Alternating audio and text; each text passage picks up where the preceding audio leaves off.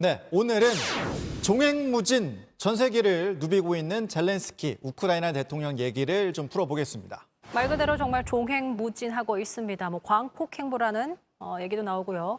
일단 젤렌스키의 현재 위치는 일본 히로시마인 것 같습니다. 그렇습니다. G7 정상회의가 열리고 있는 일본 히로시마에 도착을 했습니다. 프랑스 정부 항공기를 이용해서 온 부분도 흥미롭고요. 우크라이나 전쟁 이후에 젤렌스키의 첫 아시아 방문이기도 합니다.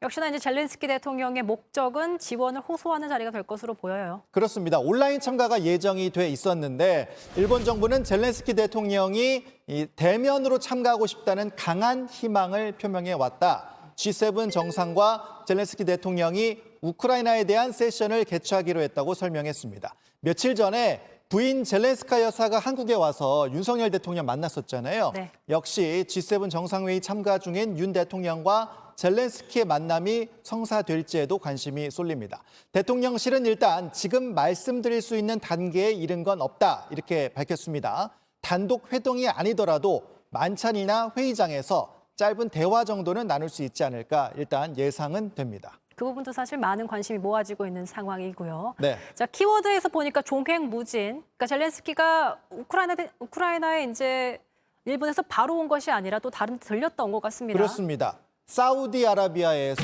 일본으로 날아왔습니다. 사우디에 왜 갔느냐? 아랍연맹 정상회의에 참석을 했습니다. 전 세계에서 돈 많기로 둘째가라면 서러운 빈살만 사우디 왕세자를 만났고요. 또 쿠웨이트 왕세자 만났습니다. 이라크 총리 만났고요. UAE 부통령 등등 숨가쁜 외교 일정을 소화를 했습니다. 전쟁 중에 사실 젤렌스키 대통령 체력도 많이 소모됐을 텐데 정말 숨이 차는 일정을 소화하고 있습니다. 근데 사우디아라비아 방문 전에 또 일정이 있었다면서요? 그렇습니다. 유럽 4개국, 그러니까 이탈리아, 독일, 프랑스, 영국을 돌았습니다. 그리고 나서 사우디 갔다가 이제 일본으로 온 그런 상황이죠. 이게 일주일 사이에 이렇게 도는 거거든요. 네. 이동 거리를 제가 계산해봤더니 대략 17,000km 정도 됐습니다. 정말 전 세계를 돌고 있는 젤렌스키 대통령. 공개석상에서 보기 힘든 푸틴의 모습과 좀 대비되기도 하네요. 그리고 러시아 외무부가요. 버락 오바마 전 미국 대통령 그리고 상하원 의원 등 이제 500명을 입국 금지를 했다는 소식도 들어와 있습니다.